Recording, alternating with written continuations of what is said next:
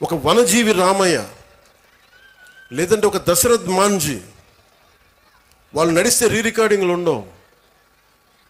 నా సినిమాలు వేసినప్పుడు నేను నడిస్తే వెనకాల రికార్డింగ్లు ఉంటాయి. గెడ్డం తీసినా గెడ్డం ఉంచుకున్న సింహంలాగా డైలాగులు చెప్తే రికార్డింగ్లు ఉంటాయి. కానీ నిజమైన హీరోలకి రికార్డింగ్లు ఉండవు.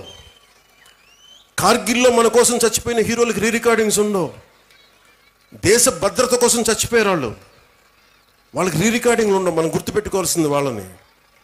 మనం గుర్తుపెట్టుకోవాల్సింది మన కోసం కష్టం తెలియకుండా మనల్ని కాపాడే మన తల్లిదండ్రుల్ని, గొంతు చించుకొని మనం బాగుండాలని చెప్పి మన అధ్యాపకుల్ని, మన టీచర్స్ని.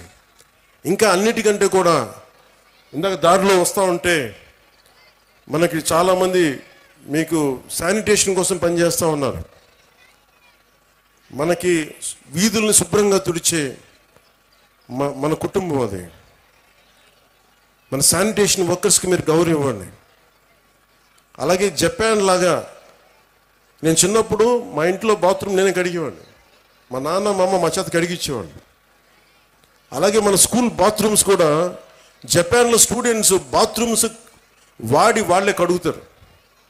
ఇక్కడ మనం వేరే వాళ్ళ చేత చేయిస్తాం. సో విద్యార్థులకి ఎప్పుడైతే మనం అలాంటి పనులు చేస్తామో, అంటే మనం వాడిన బాత్రూమ్స్ మళ్ళీ మనం కడగం, ఇంకెవరో కడగాలి, అలా కుదరదు.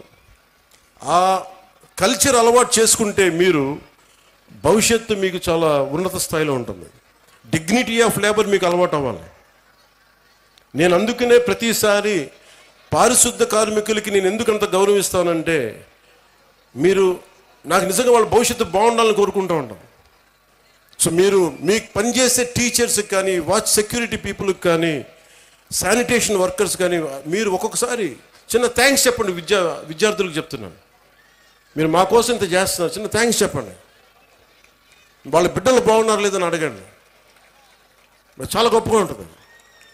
మా ఇంట్లో కొంతమంది సహాయానికి అప్పుడప్పుడు ఎవరైనా వస్తే వాళ్ళ బిడ్డల కోసం నేను ఎప్పుడు నా దగ్గర ఉన్న డబ్బులు ఇచ్చేవాడిని. వాళ్ళు ఎంత ఆనందం వేసేదంటే వాళ్ళ కళ్ళల్లో డబ్బులు ఇచ్చిన తర్వాత వాళ్ళకి అది మన వైపు కాంట్రిబ్యూషన్లా ఉండేది నాకు. సో మీరు నేర్చుకోవాలి అంటే heroes are all over, not just in cinema. మీకోసం పాఠాలలో ఉన్నారు హీరోస్, సరిహద్దుల్లో పనిచేస్తున్నారు, దేశం కోసం పనిచేసి ప్రాణాలను పణంగా పెట్టి చచ్చిపోయే పోలీస్ కానిస్టేబుల్స్ ఉన్నారు, కష్టం తెలియకుండా మేధస్సుతోటి పనిచేసే కలెక్టర్లు, ఐఏఎస్ లాంటి వాళ్ళు ఉన్నారు.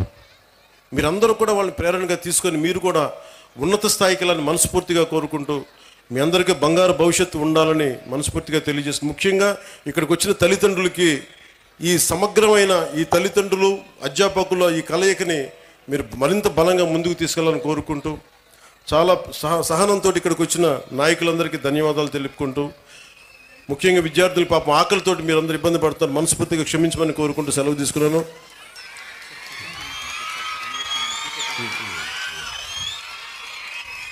అలాగే నా దృష్టికి ముఖ్యంగా